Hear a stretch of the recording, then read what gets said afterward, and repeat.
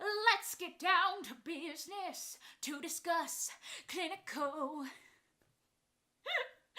Hi guys, Rachel here with your weekly news and updates in Cliniko this week. This past week we've had a number of updates to the performance report, patients by total invoiced report, product, Xero, and online booking. Say that 3 times fast. So let's get right to it.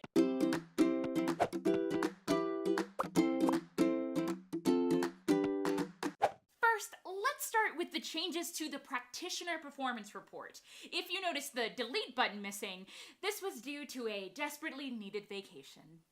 Actually, the delete button was temporarily removed while we were investigating performance issues. Imagine 20,000 plus people requesting you to do, well, anything at once.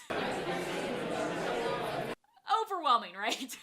Well, even though deleting reports is quite popular, we found in our investigation it wasn't affecting performance, so it's now been added back. We missed you, Mr. Popular Delete Button, you. We also fixed a bug related to the revenue chart. If you notice, some of your revenue was listed for the day before. So, for example, Wednesday's revenue was listed on Tuesday. This has been fixed.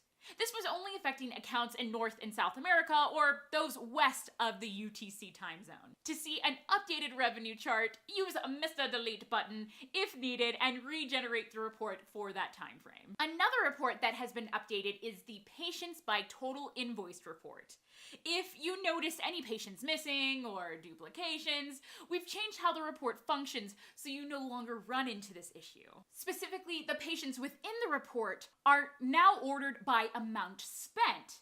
If there are multiple patients who have spent the same amount, then we use their last name. If they have the same last name, then first name is used. Of course, if they are evil clones of each other, we'll then use their internal patient ID to determine the order. Clone Wars solved. Next up, we've made a small change when viewing a product on the product's page. We now include both the price of the product excluding tax, as well as the price including tax if a tax has been applied. Now, in regards to changes to Xero, we're currently reviewing and making changes to how information is synced and pushed over to Xero in preparation for GDPR. Specifically, we're looking to minimize how much data is sent over via the integration. For example, when ordering from your favorite pizza place, they don't need your favorite color, purple, your mom's #1 band, Prince, and the Pokemon you can't live without, Pika! We get it! So we're doing the same thing with all of our integrations, including Xero. If you ran into an issue with Xero specifically related to a patient's email though, this has been fixed. We've now added these details back, but we'll be further reviewing what is needed. Our last update is in regards to online bookings. Previously, if you added anything to the terms of use section, patients would confirm that they've read these terms by clicking the book appointment button. Well, now we require patients to check the newly added I agree box. This is to confirm that they've read the terms of use, as well as the Cliniko privacy policy.